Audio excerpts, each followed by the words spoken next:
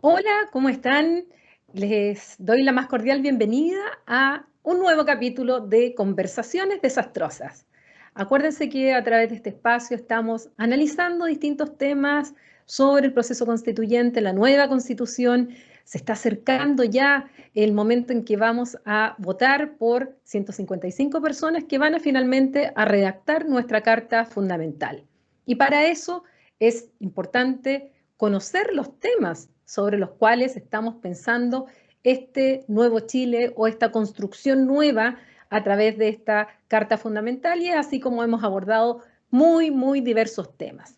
Hoy día he invitado al arquitecto Roberto Moris de la Universidad Católica para que conversemos también del tema urbano, el tema ciudad, el tema territorio, que es tan importante también en este nuevo Chile, o este Chile que está emergiendo, a veces con dolor, a veces con problemas, pero con mucha esperanza también. ¿Cómo estás, Roberto? Muy bien, Paulina, muchas gracias por la invitación. La verdad que muy entretenida esta invitación, la verdad. Aquí, mira, siempre las conversaciones terminan siendo desastrosas, así es que te aseguro un final del mismo tipo. Roberto, yo decía que que eres arquitecto y que eres profesor además de la Universidad Católica, pero me gustaría que te presentaras un poco más con quienes nos están escuchando para saber un poco tu trayectoria en los temas de los cuales vamos a conversar. Muy bien. Bien, efectivamente soy arquitecto, me formé como arquitecto en la Universidad Católica. Luego hice un máster en Londres, en la London School of Economics. Ahí fue sobre diseño de ciudades y ciencias sociales, que es una perspectiva de la planificación urbana que más multidisciplinaria, donde yo como arquitecto participaba ahí, pero con estudiantes de distintas disciplinas. De hecho, los menos éramos arquitectos. Y hoy día estoy terminando, realmente estoy en los últimos pasitos de un doctorado también, pero ahora en Ingeniería Civil en la Universidad de Granada. Soy profesor de la Escuela de Arquitectura y también profesor del Instituto de Estudios Urbanos y Territoriales, que es un centro también multidisciplinario, que está en la misma facultad, y ahí también tenemos un zoológico de distintas disciplinas, así que es muy entretenido ser parte de ese lote.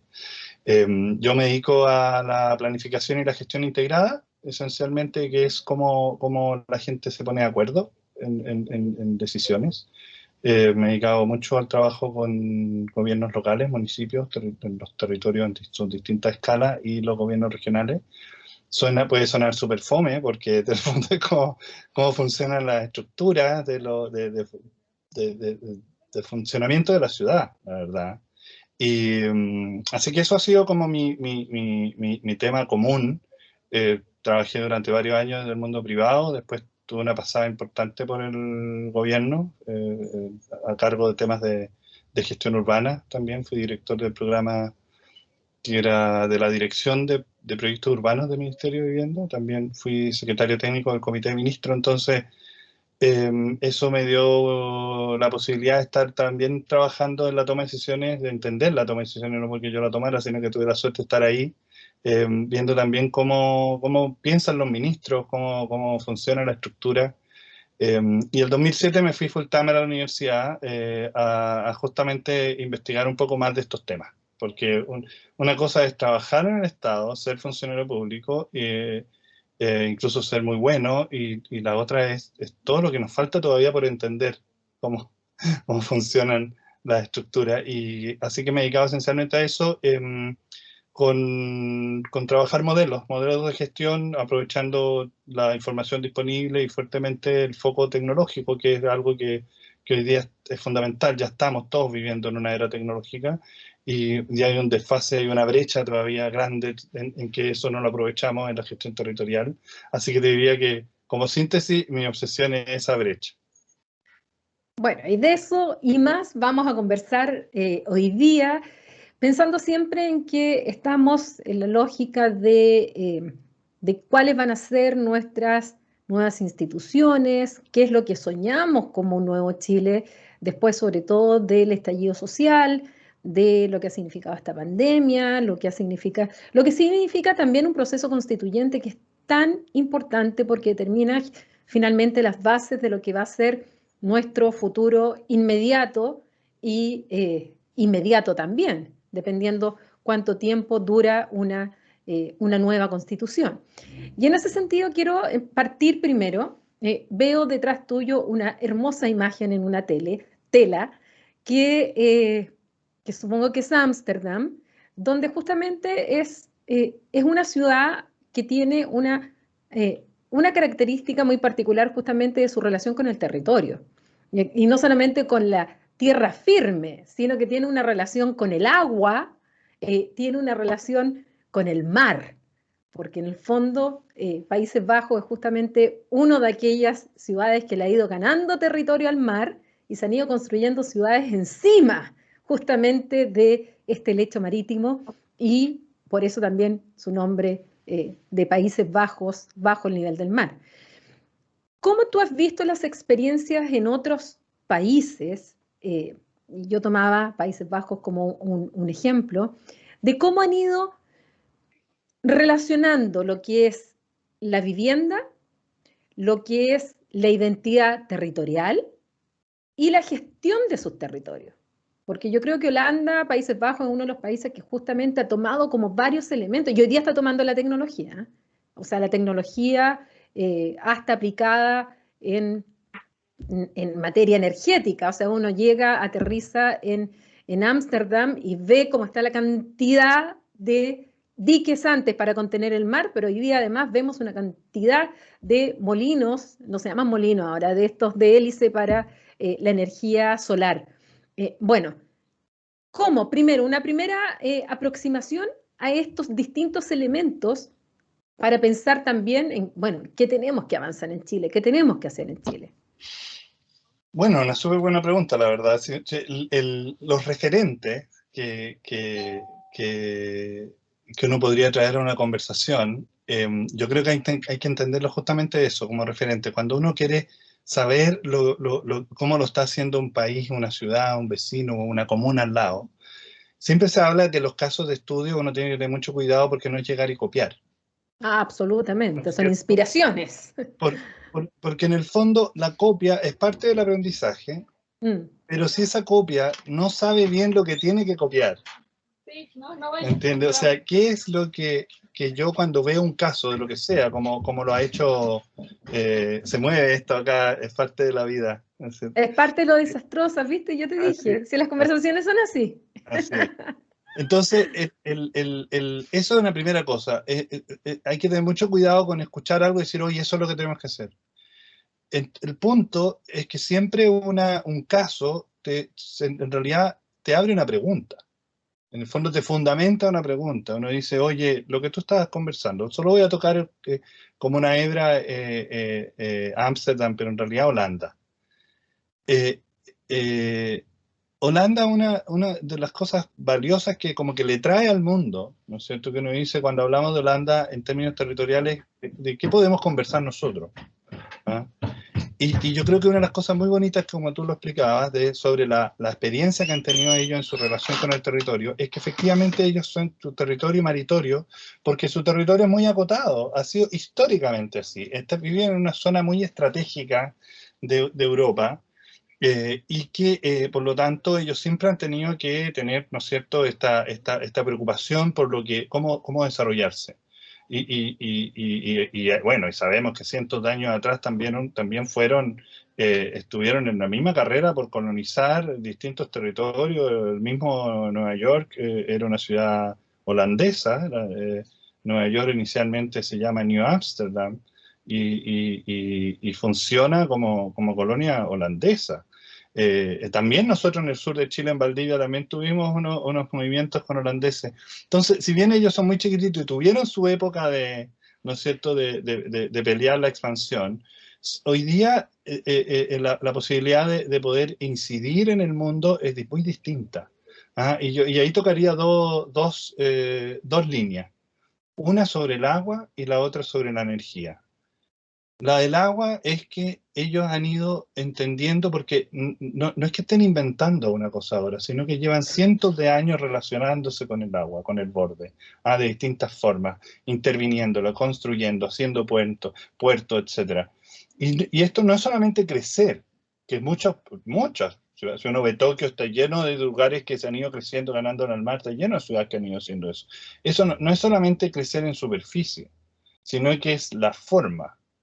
Y yo creo que la forma de los holandeses, que es una forma que ellos han estado planteando, que lo que se llama soluciones basadas en la naturaleza, ¿no es cierto? Que en el fondo es no construir, no pensar la infraestructura como una cosa de hormigón que yo construya, sino entender el fenómeno natural primero que se da, y qué requerimientos yo como sociedad voy a tener y que los tengo que poner ahí, y luego, y por lo tanto, ahí después digo, ¿qué hago yo con la naturaleza para resolver este problema? Y por lo tanto, la infraestructura llega a ser parte de una solución del problema, pero no es la solución del problema, no es la infraestructura la solución del problema. La infraestructura es un instrumento que está bajo una mirada, que está teniendo una proyección en el tiempo. Y eso es algo que ellos han estado difundiendo mucho, que han sido referentes. Todo el plan de reconstrucción de Estados Unidos después de Sandy tuvo un programa de apoyo que se llama Resilient by Design, que se llama Rebuild by Design, que es reconstrucción por diseño, que es justamente decir, yo cuando diseñe las formas que voy a hacer, de cómo voy a salir adelante, lo más importante es que identifique qué es lo que voy a preservar, qué es lo que yo voy a considerar como importante, y que voy a potenciar y que voy a resolver lo que me falta. Eso es una línea. La otra línea que yo creo que ha sido súper importante es respecto al tema de la energía. Holanda ha sido un referente en investigación de energía solar. No solo es muy divertido. La secuencia es mucha investigación en Holanda con patentes que son desarrolladas después en Alemania y que son producidas en China. Bueno, Entonces, la globalización y las cadenas de valor globales la tienes ahí. entonces, en el fondo es un territorio enano, pero en una condición estratégica que ha sido parte de un proceso de innovación. No es una cosa de un invento de un día para otro. Lo que han hecho con sus ciudades, del trabajo del agua como un elemento dentro de la ciudad, o el aumento, o sea, son un paradigma en el uso de la bicicleta, que es relativamente reciente. Hasta los años 50, 60 no eran un referente de bicicleta, se ocupaban mucho más bicicleta en cualquier ciudad china.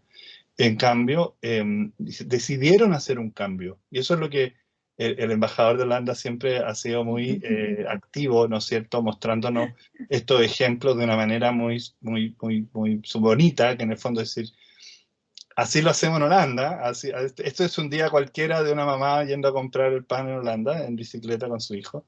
Entonces, yo diría que los referentes que hoy día tenemos que estar mirando son todos. Diría, el punto es que qué es lo que vamos a mirar, por qué nos importa conversar de eso, y traer esos temas para acá, po, en el fondo, y llevarlos para allá también, que nosotros tenemos muchos temas que estamos viviendo hoy día. Este contexto de la Constitución, como tú dices, está cambiando todo, lo estamos disfrutando y sufriendo, pero es un proceso de transformación tremenda que yo creo que muchos países también van a estar mirándonos. Ahora, en estos temas que hablamos de la ciudad, del territorio, finalmente se trata del bienestar, se trata de vivir bien. No se trata de vivir con más dinero, no se trata de tener casas más grandes, porque de hecho, si seguimos con el mismo ejemplo de Holanda, las casas, una de sus características es que justamente son muy estrechas, porque el impuesto se les cobraba en base al frontis. Entonces lo que hicieron era que justamente son muy estrechas y tienen muchos pisos. Y esa es una gran característica y el gancho arriba que tienen las casas, por las cuales suben las cosas a los últimos pisos, que es algo que es sorprendente en Holanda. Pero finalmente de lo que estamos hablando es de cómo vivir en ciudades. Ciudades que cada día están creciendo más, porque hay una migración de lo rural a las ciudades.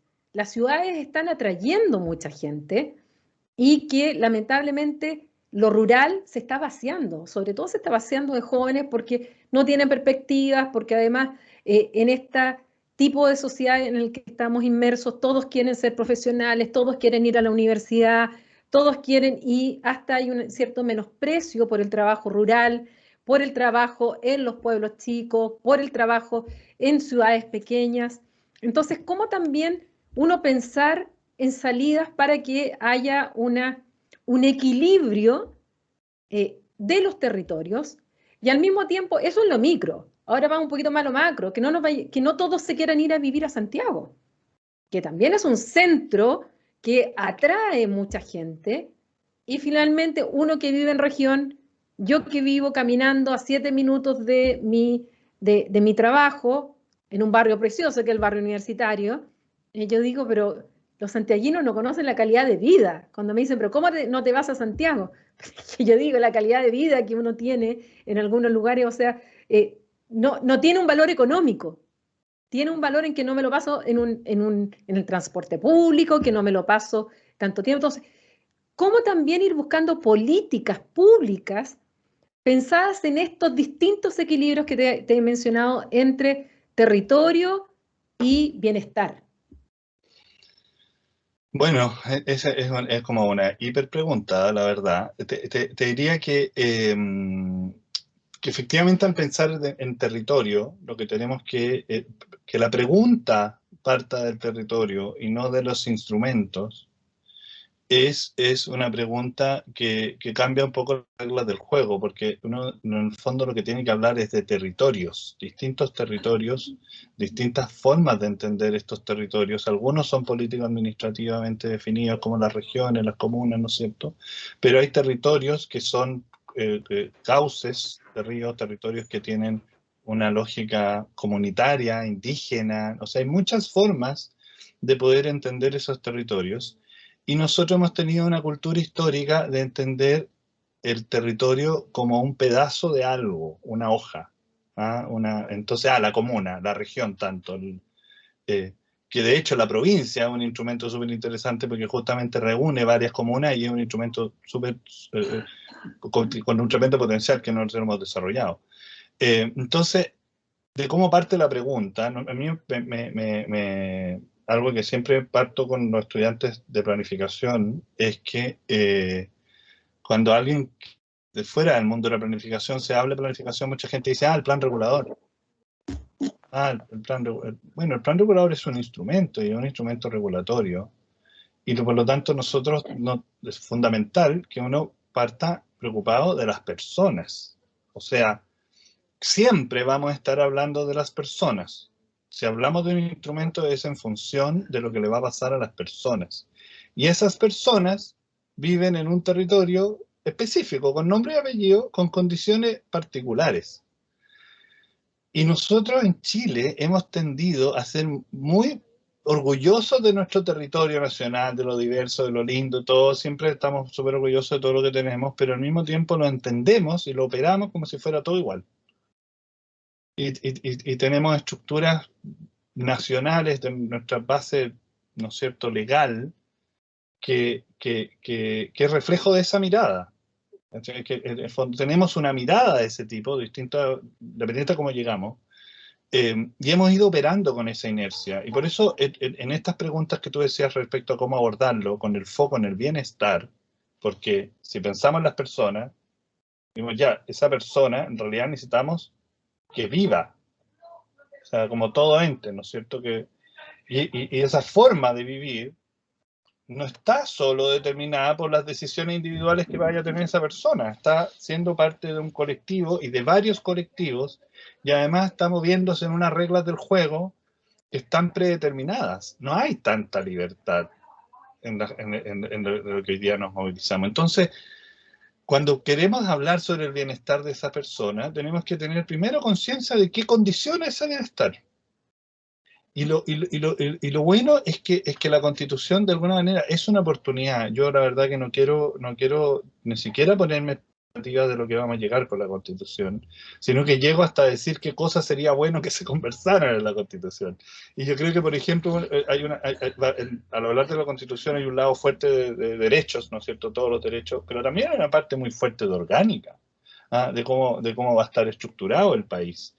Entonces, ahí nosotros, hay periodos de nuestra historia, tú recién comentabas de la migración campo-ciudad, que la estamos viviendo hoy día también, pero el periodo en que hubo el gran movimiento del campo-ciudad fue a mediados del siglo XX, y fue además a las grandes ciudades y específicamente a Santiago.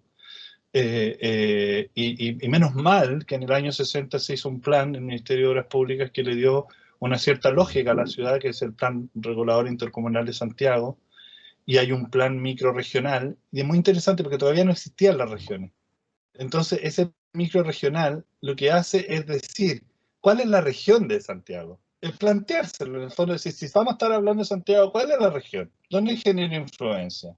Y en ese modelo se siguieron, o sea, en ese modelo de plan, se siguieron modelos internacionales súper interesantes, esencialmente con influencia alemana, holandesa y fuertemente británica, de entender las unidades de ciudad más consolidadas con un entorno rural contenido, una especie de cordón verde. Y ese plan de Santiago pensaba eso, una ciudad bien densa, acotada, que tenía una zona rural alrededor y tenía sistemas satelitales que tenían funciones como no solamente de dormitorio, sino que había una razón de querer vivir ahí, porque yo iba a tener distintas posibilidades de desarrollo, iba a querer tener una escala distinta de crecimiento. Lamentablemente nosotros fuimos abandonando ese modelo. ¿Ah? Y después del régimen militar se consolidó, ¿no es cierto? Y ahí las políticas de vivienda terminaron siendo muy fuertes. Nosotros tenemos un condicionamiento de las ciudades muy definido por las políticas de vivienda. Y ese es un súper tema, porque poder hablar de las personas en el territorio, tú tienes que volver a poner a la vivienda como un instrumento, igual como lo comentábamos antes como la infraestructura, un instrumento, no es un fin en sí mismo. Porque tú le puedes dar una vivienda a una persona, pero la persona, es que es lo que realmente le estás dando. ¿Le estás dando una caja donde vivir o le estás dando una posibilidad de desarrollarse y de ser parte de un barrio, etcétera? Entonces, aparecen una serie de preguntas que yo creo que es la que se tiene que dar ahora en el proceso constituyente, en el que el territorio aparezca como un componente que es fundamental del país y que no lo estamos necesariamente aprovechando. Hay muchos avances, de verdad, que se han hecho, pero hoy día yo diría que una gran demanda es que una de las formas de poder reconocer esos territorios, o sea, la lógica territorial, es el proceso de descentralización. Entonces, en ese proceso hay que implementarlo, no hay que decirlo. Cuando hablo de descentralización, no es la gente de Conce o de cualquier lugar que diga, hay descentralización, no nos llega. No, es cómo miramos de nuevo las regiones de una forma que se puedan fortalecer, incluso las mismas que están, o macroregiones, no importa. El concepto región. El concepto región es parte de lo que comentábamos, que es cómo construyo esa región, cuál es el nosotros de esa región, ¿de qué es lo que estamos hablando? El nosotros somos estas comunas, cosas que conocemos que son las más importantes y no necesitamos, que fue la discusión de las nuevas comunas, no sé, de las nuevas regiones, ¿no es cierto? Ustedes tienen una súper clara ahí con Ñuble, el caso de Valdivia, cuando Valdivia prefirió no irse con que los ríos no constituyera, o sea, Osorno prefirió no estar con Valdivia y prefirió irse con Puerto Montt. Eso no fue una cosa así casual. ¿Ah? Es como cada uno está entendiendo su territorio. Y ese es el gran problema, que la mirada de centralización no puede significar la dispersión solamente, sino que es la conciencia de estos territorios, de quienes los constituyen, y por lo tanto de ahí decir, bueno, ¿qué necesitamos hacer? ¿Qué es lo que nosotros, qué herramientas tenemos? Y no hemos acostumbrado demasiado a tener herramientas que son definidas a nivel nacional y que son implementadas a nivel local. Ahora yo quiero tocar otro tema también vinculado, ya que estamos hablando de la vivienda, pero quiero vincularlo también con la inclusión, porque, a ver, yo viví muchos años en Bélgica y en Bélgica cada comuna tenía la obligación por ley de tener viviendas sociales en esa comuna. Por lo tanto, así como le he escuchado a un amigo decir que aquí en Chile, cuando tú dices dónde vives, en el fondo estás contestando varias preguntas a la vez, eso en Bélgica no era así, porque si tú dices que vives en tal comuna, no estás diciendo que eres rico, que eres pobre, que estás en una comuna. No, porque están absolutamente integradas. O sea, yo viví en un departamento, en un edificio, donde al frente mío habían edificios y que eran sociales. Y yo vivía muy cerca del barrio europeo, donde están todas las instituciones de la Unión Europea, y es la misma comuna. Entonces, eso también te evita, salvo una comuna que lamentablemente internacionalmente se hizo conocida, que es Molenbeek, por el tema de los ataques terroristas, pero en general, incluso en Molenbeek, viven personas que no tienen nada que ver con ese estigma que quedó por esta otra situación bien particular. Pero resulta que aquí en Chile tú sí, cuando das tu dirección donde vives, estás diciendo, estás contestando muchas preguntas. Y al punto que hay personas que para buscar trabajo incluso no dan la dirección real donde viven para no ser estigmatizados, porque una de las causas también del estallido fue la diferencia de trato, es decir, la discriminación que a uno le dan en cuanto al trato, si tienes o no tienes dinero, si vives en tal o cual comuna. Santiago es muy claro. O aquí en Concepción es lo mismo, decir que vives en tal o cual comuna, en vez de decir que vives en la otra, o en tal dirección que en otra. Eh, ¿Cómo ves tú también eso? Porque yo sé que Bélgica no es el único caso, en general en Europa es así, y que tiene una diferencia tan grande con nuestra América Latina y que a veces no nos damos cuenta de los segregados que estamos al interior de nuestras propias ciudades. También tocaste de nuevo un montón de temas, pues voy a tratar de ver cómo súper interesante. Voy a partir por Bélgica, que yo creo que es un caso súper interesante. Como tú dices, hay este tema de la pregunta de antes, ¿dónde vives? En realidad primero en Chile es ¿cuál es tu nombre y tu apellido? Ojalá se me dice del colegio. Y eso es parte de la misma pregunta. Nosotros somos una sociedad muy desconfiada. Somos así. Es como cuando te decía, estamos viviendo el periodo de dispersión y de fragmentación, lo estamos viviendo, es parte de lo mismo. Tenemos que asumir que tenemos un montón de cosas súper bonitas como chilenos, pero somos esencialmente desconfiados. Y eso pasa de que somos muy rápidos en comprar confianza. Entonces, porque se ponen a conversar dos personas que no se conocen y lo primero es el nombre, ¿no es cierto? El apellido ya te da unas señales y si te dice el colegio, ya te estás dando una cantidad de información tremenda que para esa persona le basta para decir ya. Y después, o sea, tú, Morris, ¿y conoces a los Morris de Talca? O sea, si yo no los conozco, de hecho sé que hay, pero con eso basta. O sea, si tú le dices, sí, los conozco, al Juanito, va, listo, se acabó. O sea, ahí se armó una base de confianza que dice, ya, ahora podemos empezar a conversar. Entonces, donde muchas de esas cosas no es necesariamente conversarlas, porque ya estamos tan acostumbrados a vivir en nuestros clubs, que hay club de izquierda, club de derecha. En el fondo, eso es parte de ese reconocimiento que nosotros, que es como medio contradictorio, porque donde somos un país unitario, volvemos al tema de que hay una tremenda diversidad, pero esa diversidad no está mezclada, está definida por subgrupos, y cada uno tiene su grupo de confianza y todo. Entonces, lo interesante en el caso de Bélgica es que Bélgica es un constructo político. En el fondo es un acuerdo. ¿Me entiendes? En el fondo decir esto, ellos tienen grandes diferencias. Yo me da vergüenza hablar de Bélgica, así que solo voy a caer en esos titulares, porque no me atrevo a entrar ahí a decir algo que no sea. Pero lo valioso de que ellos tienen distintas lógicas, tienen distintas culturas, incluso hay un lenguaje que son distintos, ¿no es cierto? Pero hay un acuerdo común de querer ser nación, ¿no es cierto? Y que tiene un componente cultural que dice que es un acuerdo, en el fondo decir, oye, nosotros somos diversos. Y claro, eso no basta todo el detalle de decir que aquí no hay segregación, porque tienen problemas, ¿no es cierto? Pero hay un acuerdo, hay momentos que se llega con un acuerdo, que la política va a ser esta. Yo las primeras veces que iba a Inglaterra, a Londres, me encantaba esto que tenían los council estates metidos en distintas partes y habían zonas ricas con vivienda social. Entonces yo encontraba que era espectacular y decía, eso es lo que tenemos que hacer y todo. Pero claro, después viviendo allá me di cuenta que los vecinos de esos barrios no necesariamente les encantaba esta cosa de tener que estar conviviendo con estos proyectos de vivienda social. Ojalá los vendieran y transformaran en otra cosa.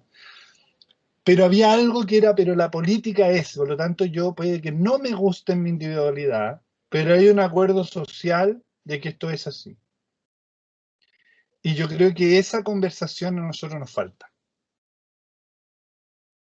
Y debiera ser parte de la discusión de la Constitución, porque en el fondo el tema de la integración, que hoy día es muy divertido, la integración social siempre fue un tema como planteado desde los grupos más progresistas, pero hoy día es un concepto transversal, de hecho mucho más ocupado por la derecha. El punto es, y por el mundo inmobiliario, el punto es, ¿qué queremos?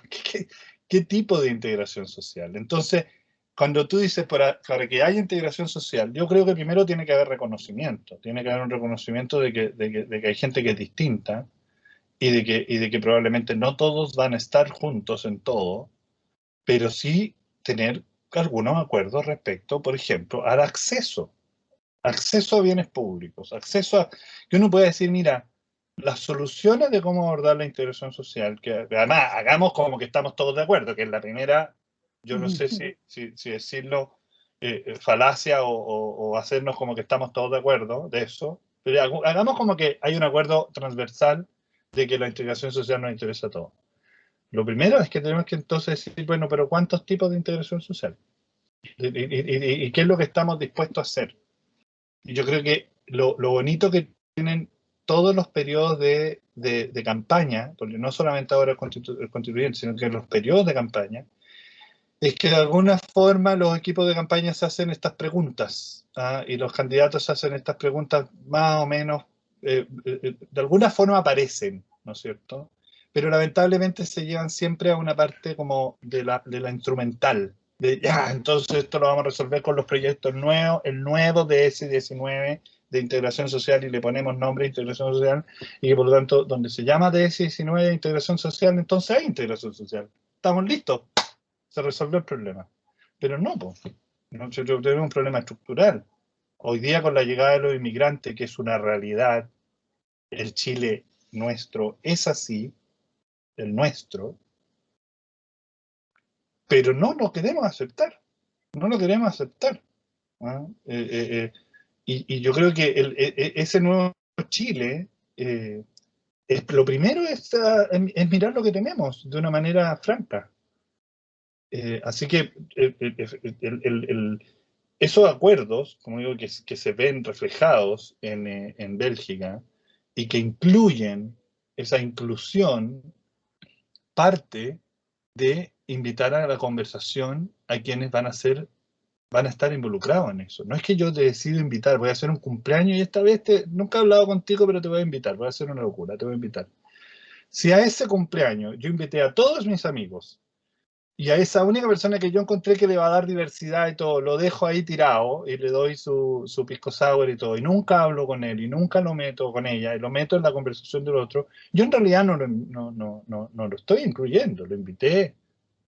Y es distinto si con esa persona dijo, oye, ¿qué fiesta podríamos hacer? ¿A quién debiéramos invitar a esta fiesta? Es otra cosa, es distinto. Y yo creo que esa construcción, como de a quién vamos a invitar a la fiesta, yo creo que eso es lo que nos está pasando hoy día fuertemente. ¿A quién invitamos? Y eso invitamos son gente que está en otros lugares. Entonces, ¿cómo es que establecemos vínculos? ¿Cómo establecemos esos vínculos? ¿En base a qué? ¿Ah? Si ya estamos diciendo que no debiera ser esto de el nombre, el apellido, el colegio, la ciudad, el barrio, ¿ah? Porque efectivamente los barrios están teniendo un nivel de condicionamiento. El otro día escuchaba sobre cómo en la cárcel hay gente que viene, que son de los mismos barrios, que son como barrios que finalmente han generado una gran cantidad de violencia y por lo tanto, claro, las personas que terminan en la cárcel son de los mismos barrios. Parece absurdo, pero claro, en el fondo replican esa lógica del barrio ahora adentro, porque son muchos. ¿Ah? Entonces, los procesos de los cabildos constituyentes fue antes de Bachelet, fue un súper buen ejercicio, pero estaba basado en una cosa rara que era como, en realidad igual nunca lo vamos a lograr hacer. O sea, se hacían y oye, juntémonos los cabildos y todo, pero no había una convicción de que esto iba a ocurrir. Y por eso lo que nos cambia la vida a todos es el estallido social. El estallido social nos cambió todo, todo, todo, todo, todo, y sigue ocurriendo. Y por eso cuando vemos otras cosas como la misma pandemia, la pandemia es otra cosa más difícil que se nos está viniendo, como que nos estuviera lloviendo, hubiera un terremoto y relámpago. Estaríamos teniendo que reaccionar con eso, pero el problema que tenemos que resolver nosotros es el del estallido social. Y nos trajo esta nueva conversación de la Constitución, pero que claramente no es la única, porque hay muchas otras, como esta, una conversación desastrosa que se necesitan muchas conversaciones desastrosas. Porque lo que me encanta el nombre es que nosotros tenemos además súper desconfiados y tenemos miedo al ridículo tremendo, y tenemos un miedo al conflicto. O sea, tratamos de que no haya conflicto. Una buena participación ciudadana, disculpen mis colegas de participación ciudadana, pero una buena participación ciudadana es que no, oye, no hubo conflicto, ¿cachai? Pasó piola, el viejito complicado no vino, menos mal. O sea, esa es una evaluación de cómo fue buena la participación ciudadana, ¿ah? Siendo de que en realidad a lo mejor no salió ningún conflicto, que eran todos los temas que la gente sabía, pero no salieron. Entonces no sirvió la planificación de esa reunión. No podemos seguir esquivando los conflictos. Ahora, quiero tocar otro tema contigo, que también como ciudadana e ignorante absolutamente los temas de arquitectura, vivienda y otros, es el tema de la vivienda propiamente tal, de donde el espacio necesario para uno ser feliz. Eso se mide, ¿cómo se mide más allá de los lujos que te permita tu bolsillo?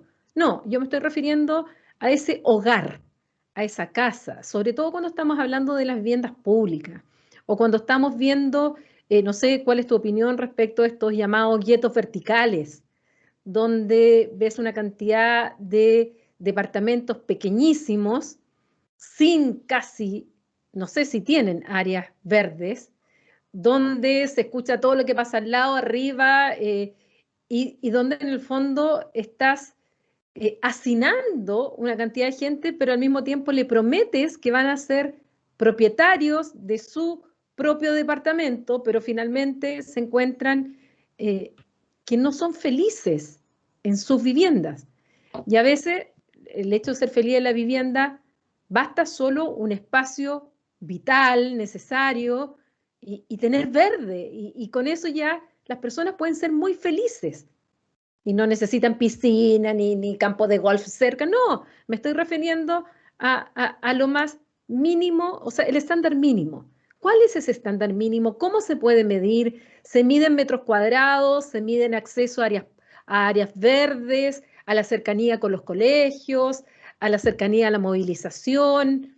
¿Cómo? ¿Cómo uno puede determinar cuál es una... En el fondo te estoy preguntando por una vivienda digna. ¿Cuándo es digna una vivienda?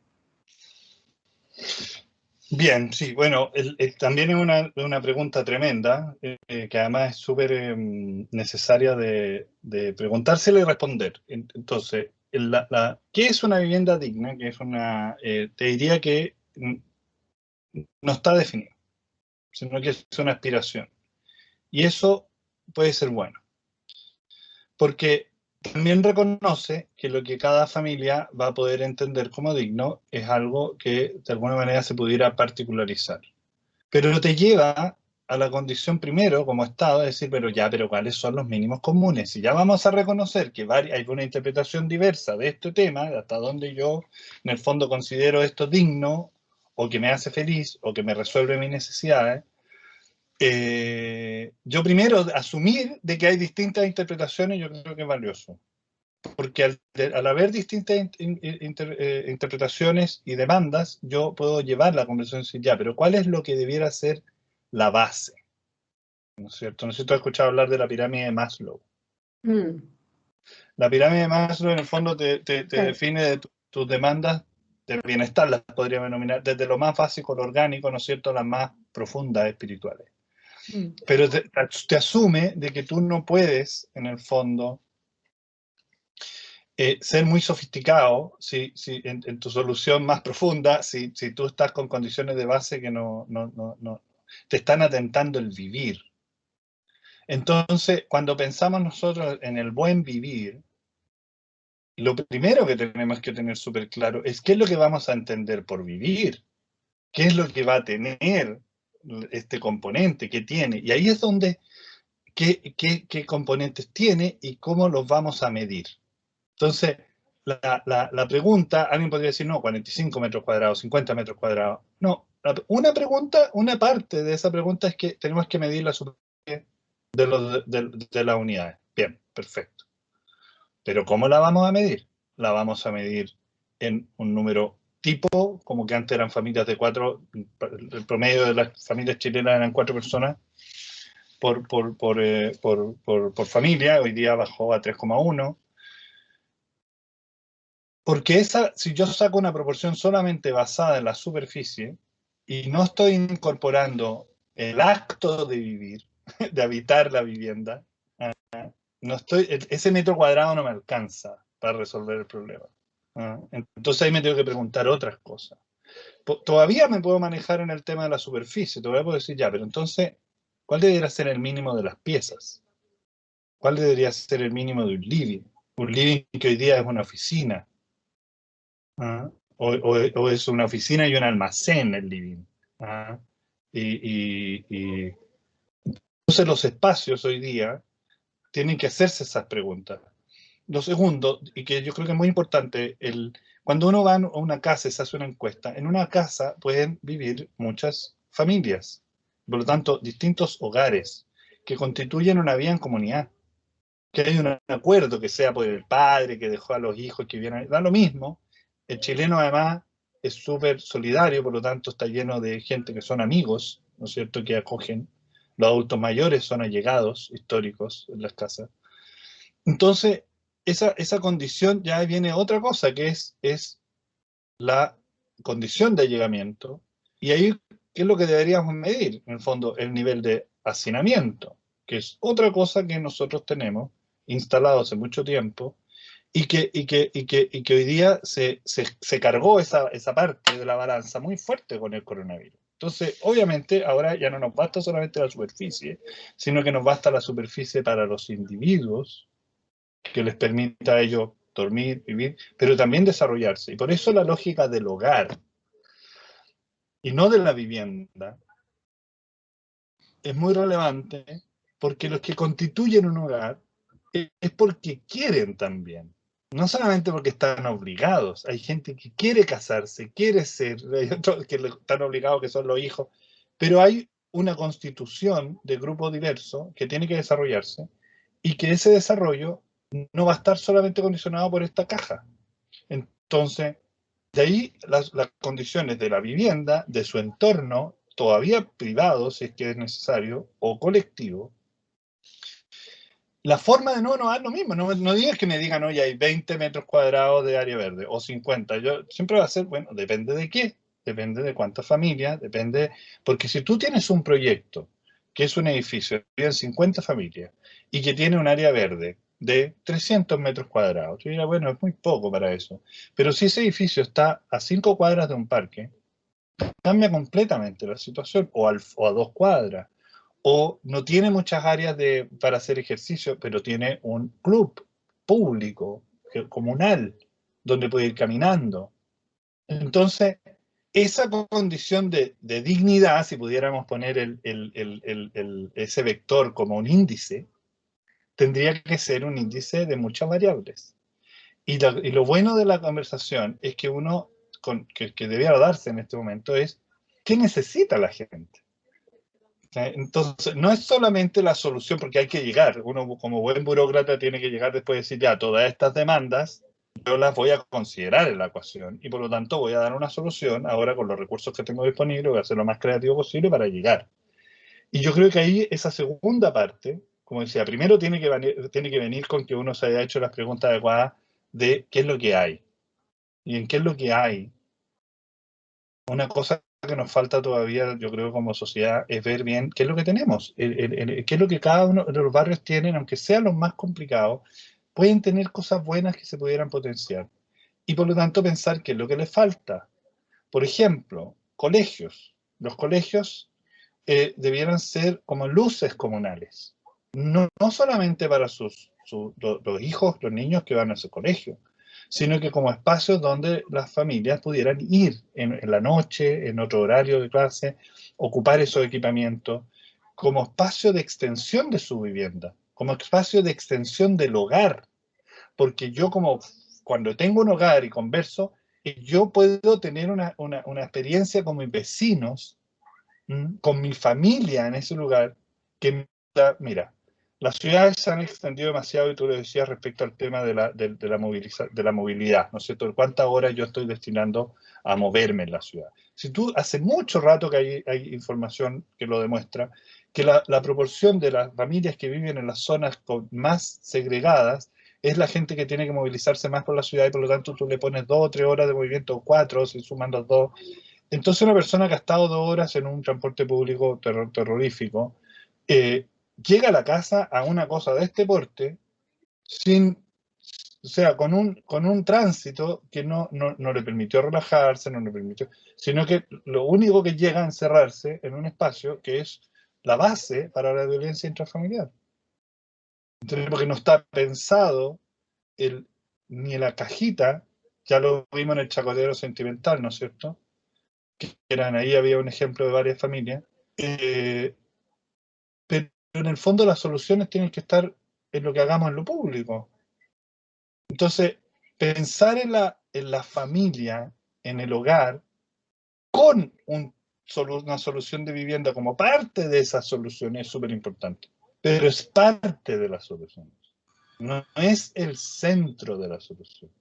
Y ese es el problema que llevamos años enfocados a decir, oh, hay que construir vivienda. Y hoy día que estamos con una tremenda crisis, obvio que tenemos que construir vivienda, porque tenemos 550.000 familias que no tienen vivienda y 1.300.000 familias que tienen un déficit, o sea, tienen temas que resolver, que reparar en sus viviendas. Es mucha vivienda, es mucha plata. Entonces, ¿cómo lo vamos a hacer? Tenemos que resolverlo en cantidad, pero si tú pones el foco, no en cuántas viviendas vas a construir, sino que en estas 1.850, estamos hablando de los grupos más complicados, no estoy metiéndome en la misma ocasión de lo mismo que podríamos hablar de la clase media, que es otras variables de incertidumbre, vulnerabilidad compleja que se parecen, pero que también tienen sus particularidades. Solo si ponemos foco en estas 1.800 personas, 1.850, el rango, imagina que fueran 2 millones. Todas esas familias tienen que darle distintos tipos de soluciones. Algunas tienen que ser soluciones relativamente rápidas para ser resueltas. Una solución de habitabilidad, que sea o viviendas rápidas que se han podido construir, o gente que viva en hoteles, o recursos para que puedan tener un arriendo y arrendarle a las familias. Si tú piensas, el aumento de los campamentos, en los mayores aumentos se dieron en el último trimestre del 2019 y el primero del 2020, o sea, estallido social. Y esa gente no son extraterrestres, no es que aparecieron de un día para otro, estaban viviendo en la ciudad, pero no eran demanda completamente establecida. Pero ¿qué es lo que quiere decir? Ya, se salió esa gente, está metida ahí, pero es gente que de alguna manera estaba viviendo en la sociedad, en la estructura, allegados, con arriendos precarios, etc. Por lo tanto, uno diría, bueno, las ciudades tenían una capacidad mala y todo de resolverlo, entonces ahora no debiéramos nosotros solamente decir, bueno, cuántas viviendas voy a construir y qué tan grandes deben ser, sino que es cuáles son las distintas demandas que tienen estas 2 millones de personas y las otras millones que están en los grupos de clase media o gente que está en clase media y bajó a su estándar actualmente, porque se nos viene un proceso de transición. No solamente el país va a estar en una transición por la conversación de la constituyente, sino que vamos a tener un gobierno de transición, pero la transición se construye. O sea, la transición no es el que te lleva vivir en la transición, no es el que cocina y yo llevo los platos. No, es el proceso entero, desde que cocino hasta que llevo el plato. Entonces, claro, va a haber un momento que me decís, ya, ahora empezamos con las reglas nuevas de la Constitución y todo.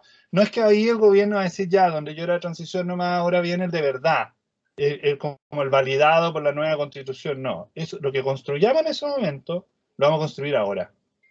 Y por lo tanto esa transición tiene que considerar la habitabilidad transitoria de todos nosotros, ¿en qué estamos hoy? ¿Cómo estamos viviendo? ¿Cuánta gente quedó sin empleo hoy día, no puede pagar su vivienda, su arriendo, etcétera? Entonces, está mezclada la conversación, encuentro, en la forma en que, cómo le vamos a poner nombre a esto, cómo lo vamos a entender y cómo lo vamos a medir. Bueno, Pablo, yo quiero... me dijiste, te dije, Pablo, Pablo Alar, mira. ¿quieres preguntar a Pablo Alar también? Estaba pensando en otro. Viste, si siempre tiene que terminar mal mis conversaciones. Oye, quiero agradecerte muchísimo, muchísimo este intercambio de opiniones, el que nos hayas abierto a aquellos que no somos del área, la mente.